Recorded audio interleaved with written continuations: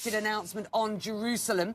Palestinian legislator Hanan Ashrawi says Mr. Trump's decision to move the embassy to Jerusalem, if indeed that is what he announces, would be illegal and, quote, a fatal blow to peace and security. Ashrawi joins me now live from Ramallah in the West Bank. With respect, whatever he says later today, the bottom line is this won't change Jerusalem's legal status, whether he calls it Israel's capital and indeed whether he actually decides to move the US embassy here. No other state in the world recognizes Jerusalem, east or west, as Israel's capital. So symbolic, yes, but the reality is nothing changes. So why all the fuss, some might say?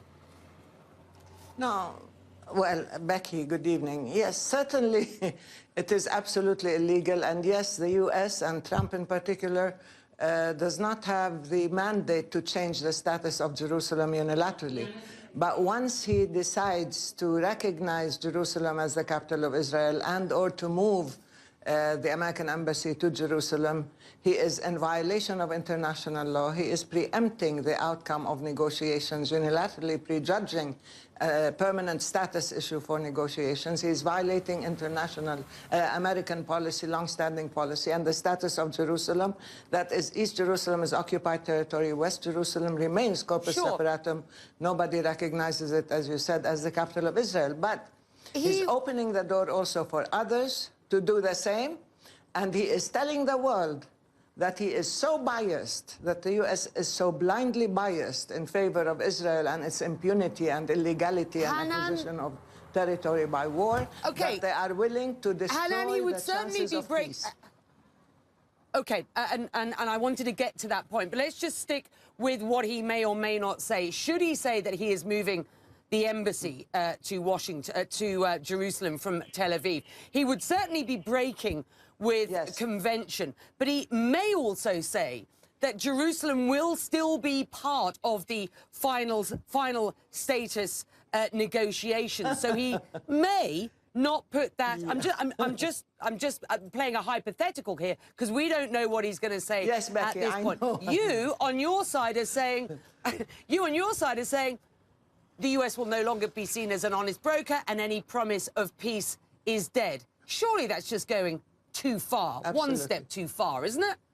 Not at all. No, if you want to be an honest peace broker, first of all, you respect the law. Second of all, you respect the rights of both parties. Third of all, you respect signed agreements. Fourth of all, you do not do anything unilaterally to prejudice the negotiations, and you do not take sides so blatantly. But again, he mustn't insult our intelligence. The moment he told President Mahmoud Abbas and all the other Arab leaders that he has decided to move the embassy to Jerusalem, that was it. He's telling his closest allies also in the region, and who staked their careers on their alliance with him, that he's going to destabilize their own public, their own regimes. He's going to destabilize the whole region. He's provoking a religious war, and he refuses to listen to them and to listen to the advice and words of caution of everybody else. So in a sense, he is wreaking havoc in the region. He is generating an atmosphere of distrust and hostility and anger, and he is also inflaming which we have certainly heard from many other leaders around the region. Yeah, absolutely, and we have absolutely heard that line from many other reasons. Isn't it a fact, with respect, that the Palestinian leadership has let the Palestinians down to the point at which we are today potentially looking at what many around this region says is a peace process that is just dead in the water?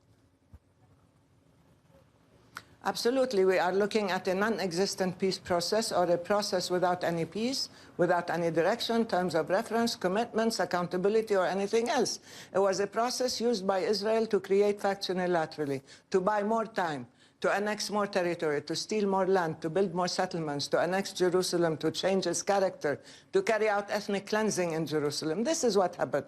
Now, you may blame the Palestinian leadership for insisting on pursuing a negotiations process, but I also blame the fact that Israel was allowed to act with full impunity and was given political, legal cover and was given assistance, material, economic, military assistance by the US and by others, to the point where now it has almost destroyed the two-state solution And people blame the Palestinians. Well, the Palestinians have been cautioning against this. When we go to the international community, if we want to go to the ICC, Congress says, then we'll cut off all funding, then we will close your offices, Right. then you are going to be punished. But Israel's impunity is not punished. The victim is threatened and punished and blackmailed. All right. But let me say clearly that if there is any interest in peace and stability in the region, saner voices have to prevail. You cannot sugarcoat this bill. Sure. It has I to hear be what you're addressed saying. squarely, and some sense has to be knocked into this leadership.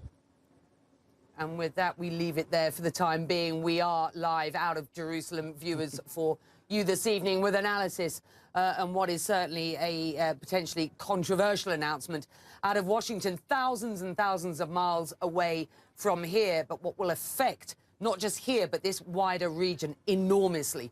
We'll be back with more on what is a very important story